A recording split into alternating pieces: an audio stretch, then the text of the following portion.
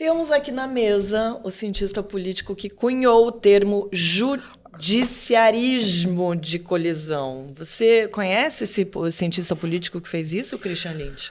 Conheço. Eu quero me insurgir, porque o termo presidencialismo de coalizão foi cunhado na gloriosa revista Dados, pelo nosso querido Sérgio Abranches, que publicou um artigo na Dados, que até hoje é o artigo mais citado da revista de toda a sua história. E o judiciarismo de coalizão, eu não conheço esse artigo acadêmico, ele não foi publicado na Dados ainda. Não. Explica pra gente o que é isso, Christian. Na verdade foi uma brincadeira, porque na verdade, com essa expressão, eu tava um pouco cansado quando escrevi, foi um pouco de deboche, foi um pouco de brincadeira mesmo. Um pouco? Imagina, você quase nem é debochado. Não acredito. Mas no deboche eu me com lembro, inteligência. já que você tá falando da minha infância, eu me lembro da terceira série, que eu tava na terceira série, que hoje é a quarta, né? Eu devia ter uns 8 anos de idade, menino da professora. Debochado! Pra mim. Na verdade é o seguinte, o meu argumento, de maneira muito simples, é dizer que o presidencialismo de coalizão envolve um modelo para dar governabilidade ao Poder Executivo, ao governo do dia. Você tem que fazer maioria, porque você não tem a maioria, porque o partido do presidente não tem maioria. Então tem que fazer a coalizão. Né? Então tem uma certa lógica do parlamentarismo, só que no sistema presidencial. Muito mal porcamente explicando, é isso que o Sérgio Abranches explica no artigo dele clássico lá de 1988.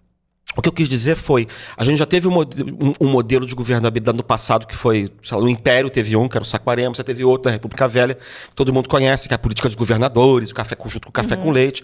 A gente teve esse presidencialismo de coalizão agora, e o meu argumento agora você tem que incorporar o Supremo Tribunal Federal. Agora você tem que incorporar o judiciário, quer dizer, a cúpula do judiciário. Porque ele passa a ter uma influência política enorme, que ele não tinha no passado. Então o que acontece? Você tem que colocar ele dentro do jogo. Na verdade, quando eu falo de judicialismo de coalizão, é um jogo de palavras, quer dizer que o presidencialismo de coalizão vai ter que começar a levar em consideração também o Supremo Tribunal Federal. Como é isso na prática?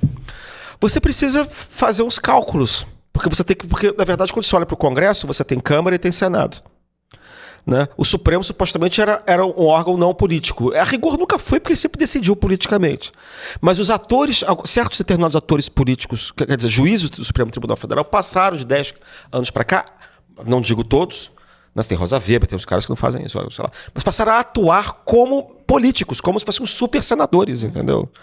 Por várias razões, algumas boas, outras péssimas. Mas o fato é que o que o Lula faz? O Bolsonaro chega e olha aquilo, vou destruir isso aqui. Por quê? Porque a fonte do poder do Supremo é o ser o guardião da Constituição e ser tribunal penal de político. As pessoas esquecem isso. Sim. Eu acho que até tem mais poder como tribunal criminal de político do que como guardião da Constituição. Então o que acontece? Uma vez que o Bolsonaro quer derrubar a Constituição, você tem que atacar o Supremo Tribunal Federal. Até porque tem que encenar essa luta contra as instituições, contra o sistema comunista, o Supremo é comunista e tal. O que o Lula faz? O Lula chega e faz o contrário. Ele não quer alugar o governo para o Centrão, como fez o Bolsonaro. E ele vai dizer... O Lula é o seguinte, ele chega no lugar, encontra um estado de coisas pronto, a tendência dele sempre é tentar conviver e se adequar como se fosse um camaleão. Ele se adequa ao estado de coisas. Aí por dentro ele pode até depois começar a mexer, mas ele chega, encontra o estado de coisas e aceita, pragmaticamente, entendeu? O que aconteceu? Ele chegou, uma semana depois teve tentativa de golpe. O negócio foi abortado pelo Supremo Tribunal Federal. As dificuldades do Supremo são grandes. O que ele faz? Ele vai aceitar esse fato.